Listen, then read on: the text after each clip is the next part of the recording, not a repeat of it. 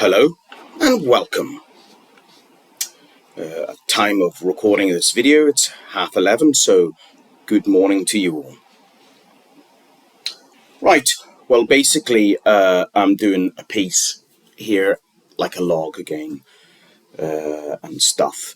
Basically, a few months ago I did a series of recordings while I was sleeping. And obviously there was banging over the sleep, but I obviously I made a smaller version where I snipped certain parts, but not the whole lot. I mean, it's just too big. But there's a lot of evidence to suggest that noise actually does affect your breathing. Because I go into a nice breathing sleep, and then there's banging, and then I go silent.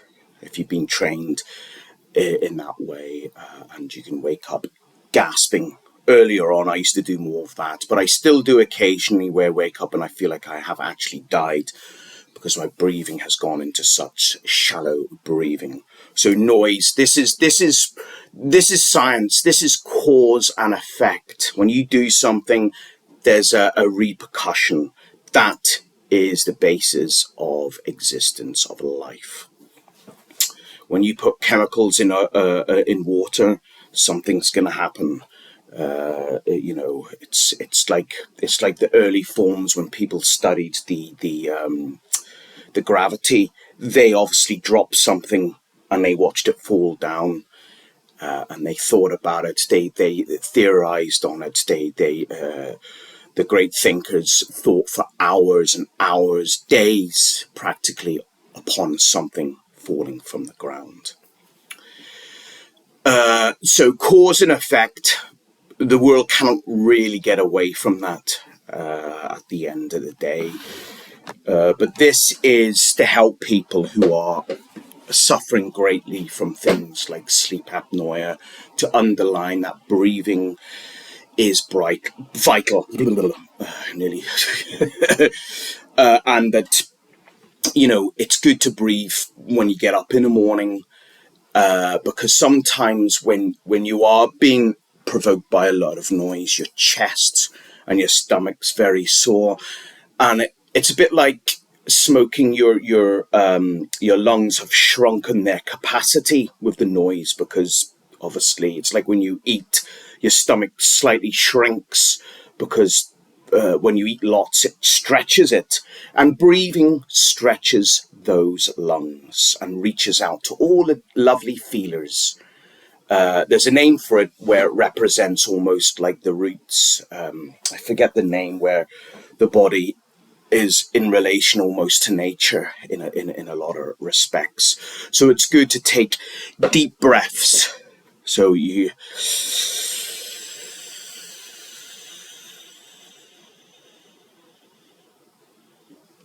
and try and push those lungs out, even if you hold it for a bit, to let it expand. And then you let it out slowly, then followed by some sort of deep, slightly smaller, deeper breaths.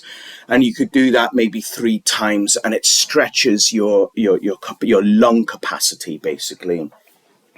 Why I'm telling you about this is because your brain obviously is built up of various things, cells, which people talk about, the experts talk about cells. Well, vascular is obviously to do with your lungs and your heart. When you breathe, it gives oxygen that feeds and pumps through your system. So when somebody is being tortured by noise, banging all the time, it does not allow for your brain cells to rebuild, because oxygen helps those cells to rejuvenate and recharge. Basically, and it helps to in many different ways, and that's why I believe that, because dementia is vascular, I believe that noise is one of the contributors to forgetting and early, it can actually bring on dementia. Even when you drink, if you're being banged, because it brings back a certain part of you, so sometimes you get more banging when you're sleeping the next morning, when you're been drinking. But because I have a voice that says, oh, you'll never rest, never sleep, that means, because your brain needs to recharge and rejuvenate. And during those times, your lungs are breathing and your mind is recharging and your cells are rebuilding for the next day and sorting things out. But if it is disrupted, even when drinking, because it needs to work harder if you've been drinking, it's because of the cells maybe have damaged, well, not damaged, but has sort of, anyway, you know what I mean anyway. Sometimes it's hard to get it all out in the language, basically. But it's like, for instance, when a boxer gets punch drunk like that. It's a terminology when a person gets over hit, they start slurring the words. So impact and jolting does have an impact. When it comes to noise, you can feel the pain and it has an impact. Like if you hear a sudden noise, you jump because it frightens the wits out of you, that old expression. So noise, I've came up with a new terminology called bang drunk, where you can wake up groggy and forgetful and very sort of, not in a daze. You don't know where you basically are. And obviously they're from which I've terminologied in the modern world, the MK Trooper. You get lots of them out there. So oxygen is very important in the blood system to help rejuvenate your brain cells and the rest of your body. It helps when you have a cut to heal things quicker. It helps your whole natural system. So that's why it's very important to breathe.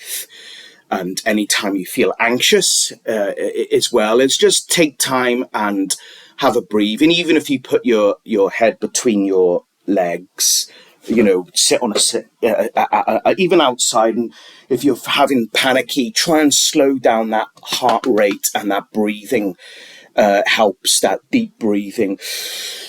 And sometimes you can feel a bit of an ease throughout your body, and you can do various exercises. You can lift up your shoulders and let them drop, and you can feel the tug because the tension and here is from anxiety. And the world is so full of noises and disruptions. It's unbelievable. Is it any wonder that everybody's anxious? But anyway, because the world is in a state of repression, and that's where the word depression comes from. When you're depressed, you're pressed down. You feel that weight. You feel like you want to get out, and break out and feel your roots of your mind reach out like in the soil. And you're breathing. You want to stretch even in the mornings. Do big stretches. Touch your tiptoes. They don't have to be. They don't have to be really, hard at it. Exercise, gentle, basic stretching exercise to start the day helps you to get rid of all those, sort of knots and stuff. So I hope this helps out there in a world that is very stressful at times. And yeah, Godspeed. Thank you for listening. Thank you.